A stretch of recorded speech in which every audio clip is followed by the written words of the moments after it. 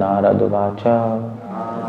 स्कंदे का अध्याय 13 श्लोक संख्या 113-41। नारद उवाच। मा कश्चन शुचो राजन् यदीश्वरवंशं जगत् लोकः सपालयस्येमे वहन्ति बलिमीशितुः ससंयुनक्ति भूतानि सएवावियुनक्ति च। श्री नारद ने कहा, हे धर्मराज, आप किसी के लिए शोक मत करो, क्योंकि सारे लोग परमेश्वर के अधीन हैं। अतः सारे जीव तथा उनके नेता लोकपाल अपनी रक्षा के लिए पूजा करते हैं। वह ही सबों को पास पास लाते हैं तथा उन्हें विलग करते हैं। तात्पर्य, प्रत्येक जीव, चाहे वह इस जगत में हो या आध्यात्मिक जगत में, परमेश्वर के अधीन है। इस ब्रह्मांड के नायक ब्रह्मा जी से लेकर एक शूद्र चींटी तक सभी परमेश्वर की आज्ञा का पालन करने वाले हैं। इस प्रकार जीव की स्वाभाविक स्थिति भगवान के अधीन रहने की है। श्रील प्रभुपाद ये लिख रहे हैं कि चाहे कोई स्पिरिचुअल वर्ल्ड में हो, चाहे मैटेरियल वर्ल्ड में, सब भगवान के कंट्रोल में है। दैट्स अधीन, मतलब कंट्रोल ही लिख रहे हैं ना, सबऑर्डिनेशन, स्वतंत्र और परतंत्र, ये फिलॉसफी है हमारी। मध्वाचार्य जी ने, मध्वाचार्य की आप फोटो देखेंगे तो हमेशा ऐसे उंगली होगी, दो उंगली होगी। तो किसी से पूछा भी, आपने ऐसे क्यों करा है? तो उन्होंने कहा कि तो लोगों ने कहा इन्होंने ऐसे इसलिए किया क्योंकि एक जीवात्मा एक परमात्मा है ना, ये छोटी है बड़ी। तो मध्वाचार्य ने कहा नहीं, ऐसे नहीं है, मैंने इसलिए किया है क्योंकि जीवात्मा परमात्मा अलग है, वो बताने की तो जरूरत है ही नहीं, वो तो कॉमन सेंस है। मगर मैं बता रहा हूँ कि एक परमात्मा है बड़ी वाली, ये छोटी वाली जीवात्मा है, मतलब परमात्मा के कंट्रोल में है जीवात्मा। ये बताने के लिए मैंने दो उंगली की है, द्वैत। So that's the whole point there. सब भगवान के अधीन है। जो लोग नहीं मानते भगवान की अधीनता, वो नॉन डिवोटी होते हैं, और जो मानते हैं भगवान की अधीनता, वो डिवोटी होते हैं। सिंपल, ये सिंपल परिभाषा है भक्त की और भक्त की। सो इसलिए अगर हम हरे कृष्णा चैंटिंग कर रहे हैं एज अ डिवोटी, मंदिर आ रहे हैं, प्रसाद दे रहे हैं, मगर भगवान और वैष्णवों के अधीन नहीं चल रहे, तो हम डिवोटी नहीं है, बाहर से ही हैं। ये बेसिक प्रिंसिपल अधीनता का है।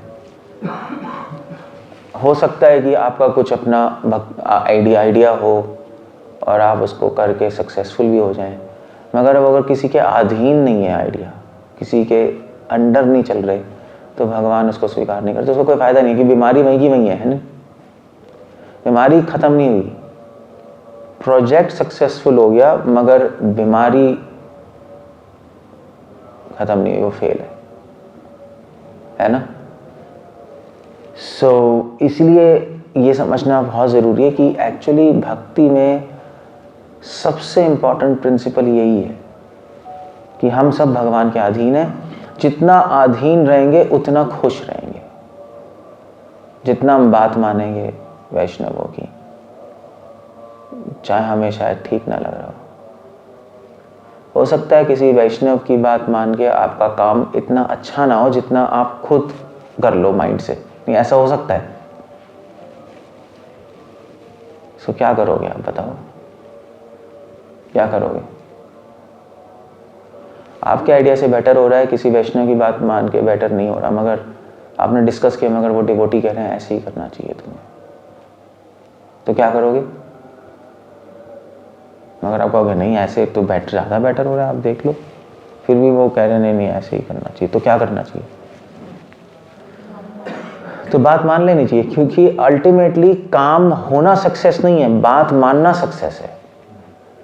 ये ध्यान रखने वाली बात है, क्योंकि बात मानने की अधीन रहने की आदत पड़ेगी, और उस अधीन, जितनी अधीन रहने की आदत पड़ेगी उतना ही आप क्वालिफाइड हो स्पिरिचुअल वर्ल्ड जाने के लिए। क्लियर है? ये बहुत इंपॉर्टेंट पॉइंट है। मतलब इस पॉइंट को समझने से सारी पॉलिटिक्स और सारा आपका माइंड उठक पटक होना सब बंद हो जाएगा, क्योंकि आपको प्रिंसिपल समझ आ गया एग्जैक्टली क्या करना है। जैसे ये था ना आपका, कल कौन थे, कल गुरु नानक जी की बर्थडे थी ना, तो सिखिज्म में 10 गुरु हुई हैं, 10 गुरु हुए हैं ना। आई थिंक एक गुरु थे अमर सिंह थे, कौन थे मैं भूल गया। तो उन्होंने अपने डिसाइपल को बोला कि तुम दीवार बनाओ। उन्होंने दीवार बना दी तो उसने कहा तोड़ दो। फिर उसके बाद दोबारा बनाई, दोबारा तोड़वा दी। 3 डिसाइपल थे, तीनों मतलब बना रहे थे, तोड़ रहे थे। 2 तो पागल हो गए, उन्होंने कहा भैया दिमाग खराब है गुरु का, क्या है बनाते जा रहे हैं तोड़ते जा रहे हैं, क्या नॉनसेंस है। एक बनाते रहे तोड़ते रहे, बनाते रहे तोड़ते रहे। पता नहीं कौन थे, मैं भूल गया। अमरदास ही थे ना। हाँ, अमरदास बना रहे थे, उनके गुरु उनको बता रहे थे। तो बनाते रहे तोड़ते रहे, तो उनके गुरु ने कहा नेक्स्ट गुरु तुम ही बनोगे, क्योंकि अल्टीमेटली ये एक्टिविटी फ्यूटाइल लग रही है, नहीं बेकार लग रही है। बना रहे हो तोड़वा रहे हो, ये क्या हो रहा है। मगर एक्चुअली वो ये नहीं देख रहे थे कि वो बना रहा है तोड़ रहा है, वो देख रहे थे कितनी बात मान रहा है, कितना अधीन है। 2 तो चले गए, एक करता रहा। उसको समझ आ गया कि गुरु जी मेरा टेस्ट ले रहे हैं, देखना चाहते हैं मैं कितना अधीन हूँ। बस यही बात है, सब लोग अधीन है। जो लोग अधीनता मानते हैं वो डिवोटी हैं, जो नहीं मानते वो डिवोटी नहीं है। जो अधीनता नहीं मानते मगर डिवोटी ड्रेस में है वो भी डिवोटी नहीं है। सो जो डिवोटी ड्रेस में होते हैं मगर भगवान और वैष्णव की अधीनता नहीं मानते, भगवान के ऑर्डर्स फॉलो नहीं करते पूरी तरह, वैष्णव की बात नहीं मानते, उनको क्या बोलते हैं, क्या बोलते हैं? हाँ, उनको बोलेंगे हम नॉन डिवोटी, तो डिवोटी ड्रेस में तो है ही, चैंटिंग तो कर ही रहा है। उनको बोलेंगे कनिष्ठ अधिकारी वो कनिष्ठ अधिकारी होते हैं, न्यू डिवोटी या लाइक डिवोटीज, वैष्णव प्राय, वैष्णव प्राय बोला जाता है। डिवोटी जैसे हैं, नॉन डिवोटी तो बोल नहीं सकते, मंदिर तो आ ही रहा है, तिलक तो लगा ही रहा है, चैंटिंग तो कर ही रहा है, डिवोटी है नहीं। तो क्या है डिवोटी? डिवोटी जैसे है, उसके लिए टर्म होता है वैष्णव प्राय। कनिष्ठ अधिकारी मोस्टली वैष्णव प्राय होते हैं, डिवोटी जैसे ही होते हैं, अंदर से इंडिपेंडेंट टेंडेंसी होती है, अंदर से। इस ब्रह्मांड के नायक ब्रह्मा जी से लेकर एक क्षुद्र चींटी तक सभी परमेश्वर की आज्ञा का पालन करने वाले हैं। अगर हम भगवान की बात नहीं मानेंगे फिर भी काल के रूप में भगवान अपनी बात मनवाएंगे, आप कुछ नहीं कर सकते। सो अल्टीमेटली ऑप्शन हमारे हाथ में है नहीं कि हम माने ना माने। मान लेंगे तो बहुत खुश रहेंगे, नहीं मानेंगे तो फिर भी मानना पड़ेगा। काल के रूप में, डेस्टिनी के रूप में फोर्स होंगी चीजें हम पे, और फिर रो रो के हमें मतलब फेस करनी पड़ेंगी चीजें। इस प्रकार जीव की स्वाभाविक स्थिति भगवान के अधीन रहने की है। देख रहे हो आप, स्वाभाविक स्थिति जीवेरा स्वरूप होए। हाँ, कृष्णदास, दैट्स बहुत मतलब एक इंपॉर्टेंट लाइन है, उसको एक रियलाइज करने के लिए। मूर्ख जीव विशेषतया मनुष्य झूठे ही परमेश्वर के नियम के विरुद्ध विद्रोह करता है और इस तरह असुर या नियम भंग करने वाले के रूप में प्रताड़ित होता है। कोई भी जीव परमेश्वर की आज्ञा से किसी विशेष स्थिति को प्राप्त होता है, वह परमेश्वर या उनके अधिकृत दूत के आदेश द्वारा ही किसी अन्य पद पर बिठाया जाता है। इंटरेस्टिंग है ये लाइन, बहुत अजीब सी है। ब्रह्मा, शिव, इंद्र, चंद्र, महाराज युधिष्ठिर, आधुनिक इतिहास के नेपोलियन, अकबर, सिकंदर, गांधी, सुभाष तथा नेहरू सभी भगवान के दास हैं। इंटरेस्टिंग है नहीं? और परमेश्वर की परम इच्छा से ही अपने स्थानों पर बिठाए तथा उनसे हटाए जाते हैं। ये जो नेपोलियन है, नेपोलियन इतना फेमस हुआ, इतने सारे लोगों को मारा, मतलब नेपोलियन कोई अच्छा व्यक्ति तो नहीं था। हिटलर का अच्छा आदमी तो नहीं है, करोड़ों लोगों को मार दिया, मगर हिटलर भी हिटलर बना, नेपोलियन बना भगवान की इच्छा से। कोई राजा बनता है इच्छा से, कोई रंक बनता है इच्छा से, कोई सीन में आता है इच्छा से, तो कोई सीन से बाहर आता है इच्छा से। भगवान की इच्छा इस संसार में टाइम के रूप में एक्ट करती है, समय के रूप में। तो समय से लोग ऊपर उठते हैं, नीचे जाते हैं, ऐसा लगता है हम अपनी मेहनत से कर रहे हैं, मगर एक्चुअली होता नहीं है ऐसा। इसलिए नारद मुनि ने कहा, युधिष्ठिर क्यों शोक कर रहे हो फालतू में? भगवान की इच्छा से गंधारी और विदुर और धृतराष्ट्र चले गए, उनकी इच्छा से वो थे, अभी आ जाएगा। इनमें से कोई भी स्वतंत्र नहीं है। यद्यपि ऐसे लोग या नेता विद्रोह करके भगवान की श्रेष्ठता को मान्यता नहीं प्रदान करते, किंतु उसके लिए उन्हें विभिन्न कष्टों द्वारा भौतिक संसार के और अधिक कठोर नियमों के अंतर्गत रखा जाता है। अतः जो मूर्ख व्यक्ति होगा वही कहता है कि ईश्वर नहीं है। महाराज युधिष्ठिर को इस कटु सत्य के प्रति आश्वस्त किया जा रहा था, क्योंकि वे अपने चाचाओं तथा ताई के सहसा चले जाने से अत्यधिक व्याकुल थे। महाराज युधिष्ठिर को यह स्थिति उनके पूर्व कर्मों के अनुसार प्राप्त हुई थी। महाराज युधिष्ठिर को वैसे पूर्व कर्म तो है ही नहीं, वो तो प्योर डिवोटी हैं, बट लीला के तौर पे सिखाने के लिए हमें ये लीला की जा रही है कि उनके पूर्व कर्मों की वजह से स्थिति प्राप्त हुई। पूर्व कर्म, वे भूतकाल में तमाम कष्ट भोग चुके थे या सुख पा चुके थे, लेकिन सौभाग्य से उन्हें विदुर जैसा छोटा भाई प्राप्त हुआ था। महाराज धृतराष्ट्र के पूर्व कर्म पांडवों पे उन्होंने इतने अत्याचार किए, वो किए, उसकी वजह से उन्हें ये स्थिति प्राप्त हुई। उनके सारे मर गए बच्चे और घर छोड़ना पड़ा। विदुर जैसा छोटा भाई प्राप्त हुआ था, लेकिन उन्होंने उनके उपदेश से मोक्ष प्राप्त करने के लिए संसार के सारे खातों को बंद करके गृह त्याग कर दिया। That's the whole point there. So although Dhritarashtra बहुत ही एक पैथेटिक सिचुएशन में थे, बहुत ही दुर्भाग्य था, मगर इस सारे दुर्भाग्यों में सबसे बड़ा सौभाग्य था कि उनको एक शुद्ध भक्त का संग मिला। शुद्ध भक्त उनके रिश्तेदार बन गए। बहुत अजीब सी बात हुई, और उन्होंने फायदा भी उठाया। ये भी एक बहुत बड़ी बात है। श्रील प्रभुपाद के बेटे थे, भोगी निकले, डिवोटी नहीं बने, उनकी वाइफ डिवोटी नहीं बनी है ना। सो उनकी वाइफ और उनके बच्चे, फिर तो सौभाग्य होता है, मगर कभी कभी हम सौभाग्य को यूज नहीं कर पाते। उन दोनों के लिए, सौभाग्य होने के लिए और सौभाग्य को यूज करने के लिए भगवान की कृपा की जरूरत है। जैसे आप लोग, वैसे हम लोग मंदिर में आते हैं, वैष्णव हैं, मिले हैं, सौभाग्य हमारा, मगर अगर आप यूज नहीं करोगे तो बेकार है। आप यहाँ पे आके बस आप इधर उधर की चीज़ें देखते रहोगे, फॉल्ट देखते रहोगे, बस ऐसे ही सोचते रहोगे चीज़ें इधर उधर की, तो फ़ायदा ही नहीं हो पाएगा। सही चीज़ लेने की बजाय गलत चीज़ उठा लिया आपने। दुकान तो गए आप, दुकान में सही प्रोडक्ट उठाने की बजाय नकली प्रोडक्ट लिया है। दुकान तो गए, उसमें क्या है। सो वो भगवान के भक्तों के संग करके उनके संग का फ़ायदा उठाने के लिए भी उनकी कृपा चाहिए। अदरवाइज सालों हम भक्तों का संग में पड़े रह सकते हैं, मगर एडवांसमेंट ज़ीरो होगी।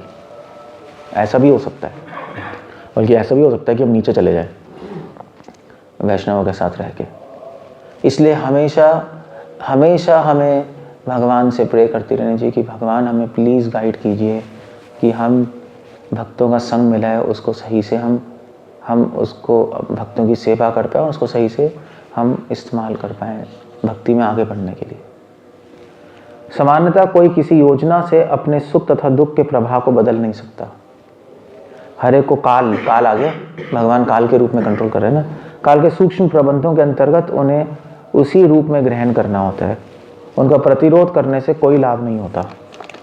अतएव सर्वश्रेष्ठ बात तो यह है कि मनुष्य मोक्ष प्राप्त करने का प्रयत्न करे, और यह जन्मसिद्ध अधिकार मनुष्य को ही प्राप्त है, क्योंकि उसके मन तथा बुद्धि अत्यंत विकसित होते हैं।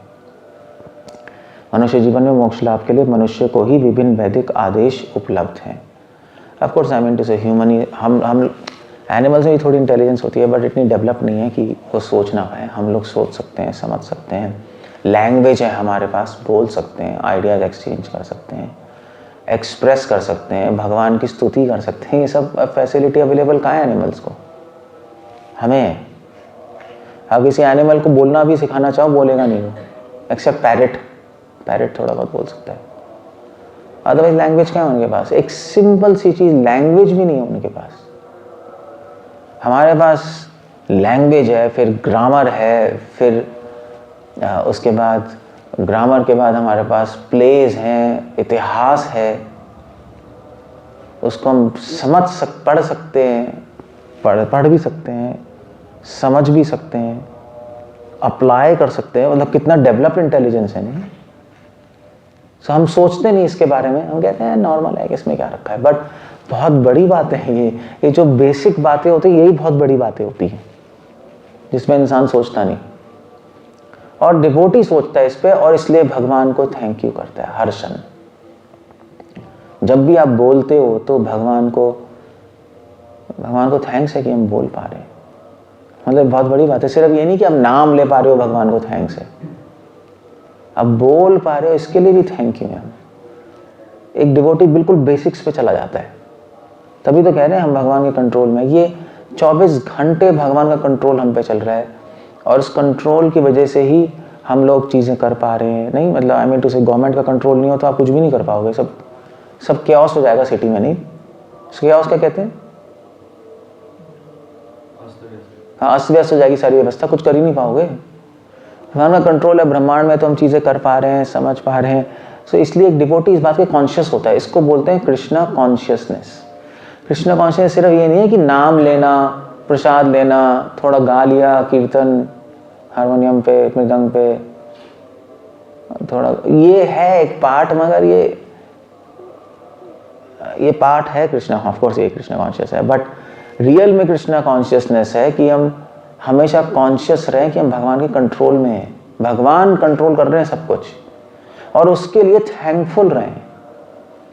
जो असुर होते हैं उनको भी पता होता है कि कृष्ण कंट्रोल कर रहे हैं, मगर वो फ्रस्ट्रेट होते हैं और कहते हैं मैं मारूंगा, यही है ना। मगर डिवोटीज कंट्रोल के लिए थैंकफुल होते हैं। जैसे हम गवर्नमेंट के लिए थैंकफुल है कि आपने एक व्यवस्था बना रखी है ना, थैंकफुल ही हम। क्रिमिनल्स थैंकफुल नहीं होंगे, टेररिस्ट नहीं, वो कहेंगे भैया ये तो गड़बड़ है, हम अपना काम नहीं कर पा रहे, गवर्नमेंट की पॉलिसी, गवर्नमेंट को मारो उनको, है नहीं। सो बस ऐसे ही है, डिवोटीज थैंकफुल है, नॉन डिवोटीज फ्रस्ट्रेट होते रहते हैं। जो कोई उन्नत बुद्धि से इस सुअवसर का दुरुपयोग करता है वह अधम है, और उसे जीवन में या भविष्य में विभिन्न प्रकार के कष्ट मिलते हैं। यही तरीका है जिससे भगवान सब पर नियंत्रण रखते हैं। That's the whole point. So समझ गए ना कृष्णा कॉन्शियसनेस क्या है। मतलब हम लोग स्टार्टिंग ऐसी होती है कृष्णा कॉन्शियसनेस की कि हम आते हैं मंदिर में, तिलक लगाते हैं, कंठी पहनते हैं, माला लेते हैं, फिर दीक्षा लेते हैं, शुरुआत हुई है मगर अंत नहीं हुआ है। तो कभी कभी डिवोटीज दीक्षा भी ले लेते हैं 10-20 साल, मगर अंदर से उनके स्वतंत्र रहने की इच्छा बनी रहती है। मतलब डिवोटीज बात भी मानते हैं, कई बार आप देखेंगे डिवोटीज सब बात भी मान रहे हैं, सब कर रहे हैं, मगर वो बात मानते हैं मगर इतनी खुशी से नहीं मानते। अंदर से स्वतंत्र रहने की इच्छा है, वो एक सबसे बड़ी डिजीज है। अगर वो है तो आप स्पिरिचुअल वर्ल्ड नहीं जा सकते, वो नहीं जा सकते, और वो हम सब में है। उसी को बोलते हैं मैं और मेरा। वो इतनी जल्दी जल्दी समझ नहीं आती चीजें, समझ नहीं आती वो चीजें। वो समझ कब आती है, जैसे मान लीजिए भी 2 डिवोटी में लड़ाई हो गई, तो वो डिवोटी कह रहा है ऐसा होना चाहिए, वो डिवोटी कह रहा है ऐसा होना चाहिए, तो कह रहे हैं नहीं ऐसा होना चाहिए, तो लड़ लिए वो।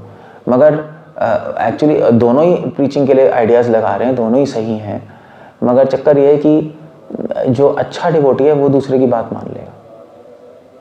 चलो ठीक है तुम्हारे हिसाब से कर लेते हैं, उसको पता है कि उसके हिसाब से करने से सही नहीं होगा, बट फिर भी चलो कर लेते हैं, क्योंकि उसको ये पता है कि काम होना इंपॉर्टेंट नहीं है, बात मानना इंपॉर्टेंट है। उसने बात मान ली तो काम तो उसका हो गया, मगर बात इसने मानी। तो भगवान को प्रिय कौन हुआ? जिसने बात मानी है। उसको पता है ये कि ये जो स्वतंत्र रहने की इच्छा है, जब तक ये खत्म नहीं होगी तब तक स्पिरिचुअल वर्ल्ड जा ही नहीं रहे। आप इस संसार में करोड़ों काम कंप्लीट कर लो, सक्सेसफुल कर लो, परफेक्शन पे ले आओ, मगर अंदर से अगर इंडिपेंडेंट टेंडेंसी है, आपको अच्छा नहीं लग रहा वैष्णव की बात मानने में, और वैष्णव की बात मानने में अच्छा लगने में चैलेंज तब है जब उनकी बात आपको गलत लगे। मतलब पूरी तरह से ही ना लगे, गलत नहीं, पूरी तरह से नहीं लग रही, फिर भी मान रहे हो, तब भगवान बड़े खुश होते हैं। क्योंकि जब सही लग रहा है तब तो कोई भी मान लेगा, फिर तो क्या है, फिर तो चलो, फिर तो मानेंगे, हाँ बिल्कुल लॉजिकल है, सही है, बिल्कुल माननी है। जब पूरी तरह से नहीं लग रहा फिर भी आप मान रहे हो, खुशी खुशी मान रहे हो, ऐसा नहीं यार मान ही लेते हैं, ठीक है सीनियर है यार कह रहे हैं तो ठीक है चलो कर लेते हैं, वो तो फिर एक गड़बड़ है, वो तो फिर आप में इंडिपेंडेंट टेंडेंसी है आपकी। सो भगवान, ऐसी भगवान की बातें गीता में वो हम कोशिश करते हैं मानने की। सो बस यही एक ट्रिक है कृष्ण कॉन्शियस की, और कुछ नहीं। तभी तो कहते हैं यथा देवे परा भक्तिर, यथा देवे तथा गुरु यस्य देवे परा भक्तिर। अगर जिसकी गुरु में भक्ति है वो, उसको सब कुछ प्राप्त हो जाएगा। क्यों? क्योंकि जो गुरु की बात मानता है, गुरु की बात मानने से वो अधीन रहने की हैबिट आ जाएगी, अंडर रहने की हैबिट आएगी। अंडर रहने से ही अंडरस्टैंडिंग होती है, समझे? अदरवाइज अंडरस्टैंडिंग नहीं होगी। सो ये नारद मुनि ने युधिष्ठिर महाराज को बोला, आप क्यों शोक कर रहे हो फालतू में, आप तो भगवान के अंडर ही हो, आपने हमेशा भगवान की बात मानी है, वैष्णव की बात मानी है। तो अब ये जो गए हैं विदुर, धृतराष्ट्र और गांधारी, ये अब उनकी डेस्टिनी थी, वो चले गए, आप क्यों शोक कर रहे हो? आपकी ऐसा थोड़ा ना कि आपने कोई मूर्खता की है, आपने हमेशा बात ही मानी, आप स्वतः परतंत्र हैं भगवान के और वैष्णवों के, तो आपका डिसीजंस गलत नहीं है, आप ठीक हैं, और जो हो रहा है इसका मतलब डेस्टिनी से हो रहा है, चिंता मत कीजिए। बस ये ओके। कुछ पूछना है, कुछ कहना है? हरे कृष्णा। श्रील प्रभुपाद की। आपने कहा ना वैष्णव की बात मान रही है, तो जैसे ही वैष्णव की बात मान रही, चलो ठीक है, मन में आए ना आए, इच्छा होना चलो मान लो, आप कह रहे खुशी खुशी मान रही है, यही तो बात है, यही तो आपको लाना है। अब नहीं हो उस लेवल पे तो स्पिरिचुअल वर्ल्ड नहीं जा सकते। वो खुशी कैसे आएगी? वो कैसे आएगी? वो समझ के आएगी कि बात मानने में ही भगवान खुश होंगे। जब आपको पता लगेगा बात मानने से भगवान खुश हो रहे हैं, और जब भगवान की खुशी में ही आपकी खुशी होगी तो खुश हो जाओगे। अभी भगवान की खुशी में आपकी खुशी नहीं है, अभी अपनी खुशी में खुशी है। इसलिए हम कहते हैं यार चलो, क्वेश्चन ही है खुश कैसे होंगे, नहीं क्वेश्चन तो है ही अंदर से, तो ऐसा लगता है ठीक है, बुद्धि से भेड़ के चलो खुश होना पड़ेगा, वो खुश होना होता है। सो वो तो तब होता है जब भगवान की खुशी में खुशी नजर आएगी, वो है नहीं, कनेक्शन है नहीं हमें अभी। तो जब भगवान खुश होंगे तो हम खुश हो जाएंगे। कम क्या पढ़ रहे थे कल क्या सोच रहे थे वो, कि भगवान की खुशी के लिए उन्होंने ऐसा कर दिया। हाँ, भरत महाराज मैं डिस्कस कर रहा था, जो भरत है, तो राम भगवान को संन्यास वनवास में लिया, भरत आए साउथ इंडिया से, तो उन्होंने कहा ये क्या कांड हो गया। तो भरत, तो लक्ष्मण जी आए, तो लक्ष्मण जी मंथरा को मार रहे थे दबा के ये गंद वाला इसकी ऐसे हुआ है। तो भरत भी आ गए, तो केकई कह रही थी लक्ष्मण से, लक्ष्मण छोड़ दे इसको, मर जाएगी ये। तो भरत ने केकई, तो भरत ने कहा माँ वो तो लक्ष्मण मथुरा को मार रहा है, अगर राम नहीं होते तो मेरा मन भी था मैं भी तुझे ऐसे पीटूं, मगर सिर्फ राम की वजह से मैं रुका हूं, क्योंकि राम को अच्छा नहीं लगेगा कि मैं अपनी मां को मारूं। क्योंकि राम भी केकई को क्या बोलते थे? मां। अन्यथा भरत ने कहा कि अगर राम पिक्चर में नहीं होते तो मैं तेरी ऐसी धुनाई करता केकई, और हमेशा के लिए तुझे त्याग देता।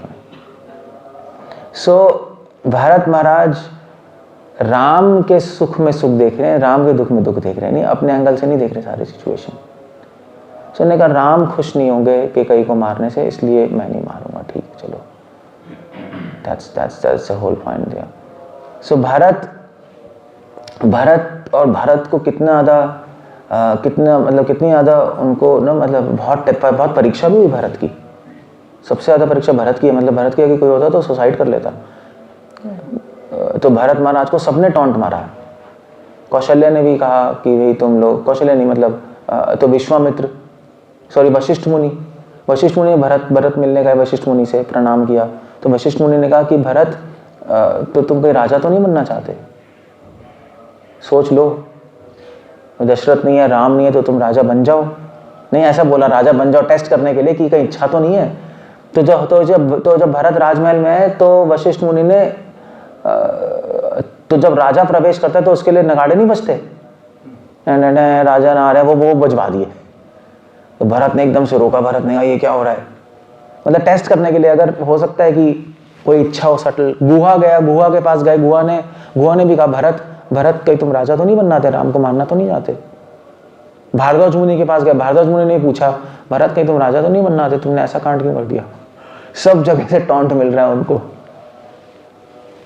तो डिप्रेशन में चला जाए बंदा, नहीं। मगर फिर भी भरत ने डिप्रेशन में नहीं गए। भरत सोच रहे थे अगर मैं दुखी होऊंगा तो राम दुखी हो जाएंगे, है ना। पहले इतना दुख मिल गया राम को, मैं दुखी होऊंगा और तो राम भी दुखी हो जाएंगे। तो उन्होंने अपने आप को संभाला, राम को देखकर अपने आप को संभाला, उनका सुख देखकर। इसी को भक्ति कहते हैं। हम लोग सुखी कैसे हो, हमारा सुख भगवान के सुख में, अपने सुख में नहीं है। जब हम बात मानते हैं तो हमें पता है कि भगवान बहुत खुश होते हैं, हम वैष्णव के सामने झुकते हैं, बस वो स्मरण करके हम भी खुश हो जाते हैं।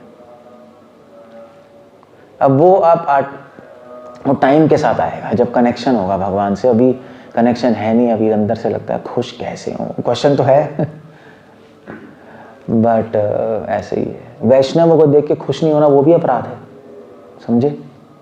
आपको यार ये क्या है, वो तो हमारा दुश्मन है, उसको देख के कैसे खुश होंगे। या दुश्मन नहीं है मतलब उसको हम लाइक नहीं करते, वो हमें लाइक नहीं करता। अब आप कहोगे कैसे खुश हों यार, जनरल कैसे खुश होंगे, नहीं, बट वो ऐसे खुश होंगे कि हम देखेंगे कि वो जो व्यक्ति डिवोटी है, चाहे चलो मेरे एंटी जैसे भी है, मगर वो भगवान की सर्विस कर रहा है, और ठीक है भगवान की सर्विस कर रहा है तो भगवान उसको अपनी सेवा में थोड़ा बहुत जो भी लगाना चाहते हैं लगा रहे हैं। भगवान की थोड़ी सेवा हो रही है, भगवान को फायदा हो रहा है, इसलिए हम खुश हैं। चलो उसको फायदा नहीं हो रहा, भगवान को तो हो रहा है, कंपनी में जो एम्प्लॉय है गंदा है वो, मगर अगर वो कंपनी का फायदा कर रहा है तो ठीक है, नहीं है नहीं। बस यही बात है, तो इसलिए वो सोच के हम खुश हो जाते हैं। जब तक भगवान पिक्चर नहीं तब तक नहीं कर पाएंगे हम। ऐसे ही होता है बस। क्लियर हो गया।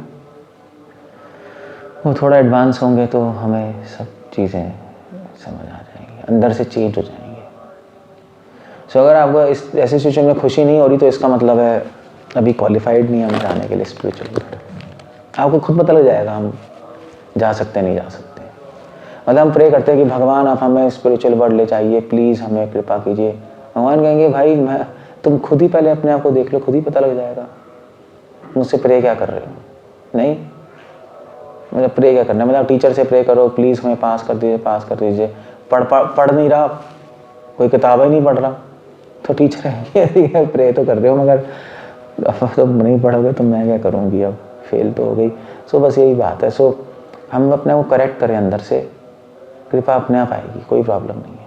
हाँ, हम ये प्रे कर सकते हैं कि भगवान हमें अपने को करेक्ट करने की शक्ति दे दीजिए, ये ठीक है ना। ओके, जय हरे कृष्णा। श्रील प्रभुपाद की जय।